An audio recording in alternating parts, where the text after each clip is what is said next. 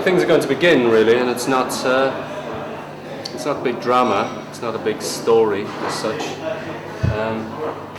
But this is where my clown is. Oh, cheers. You want to come?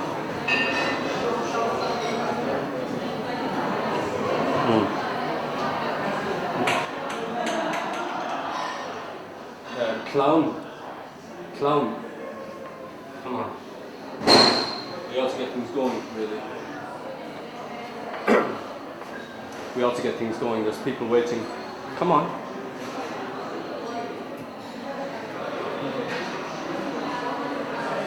Yeah, let's go.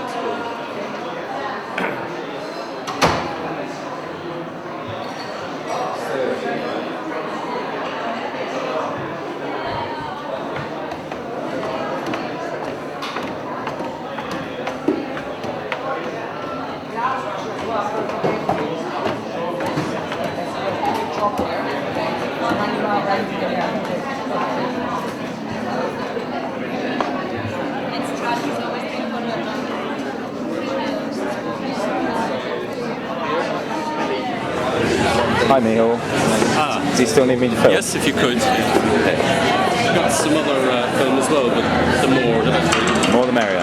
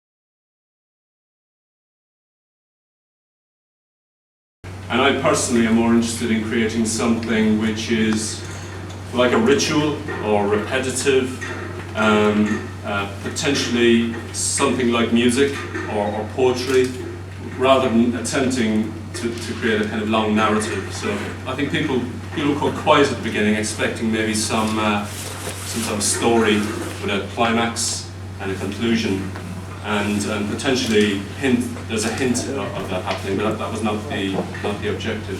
There are literal interpretations of the idea of control and interpolation by media, by cameras, and to interpret something so literally, to me, is funny, and this whole world in here is quite stupid. Why would you create a 3D world? Why would you do that? You know, there are other ways of presenting information, and this isn't necessarily better. You know, the whole idea of Renaissance perspective and the lens, I think maybe there's some need to justify it. So there's a kind of big level of stupidity there. I mean, there's more to it than that. I think there's a tragic kind of side to comedy, and a tragic side to people being overly interested in all this. So is there some rationale to having a lens-based way of dealing with information? Actually, there probably is. So we've got eyes, which are lenses. That's evolved, unless you believe in sort of intelligent design. That's something that natural selection has given us. The cameras mimic that. The Renaissance artists invented techniques, and we're stuck with this kind of method. And maybe it's actually quite good. Maybe it's practical, because what it means is that if someone is close to me, they're bigger, and if someone is far away, they're smaller.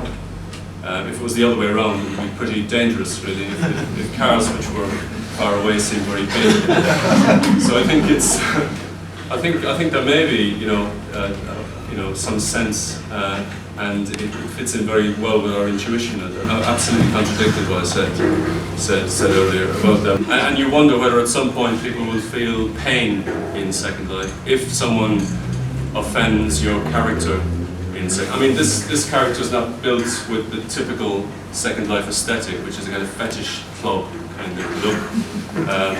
I mean, 70% of the characters in Second Life are female. I suspect that 70% of the users are male. There's a lot of fantasy play going on. People are very prepared to suspend their disbelief. I think historically clowning is quite important in that respect. Historically, clowns have broken the fourth wall and moved from stage to the audience, and that's quite important too. You know, that's one of the reasons people potentially, a small minority at least, find them amusing.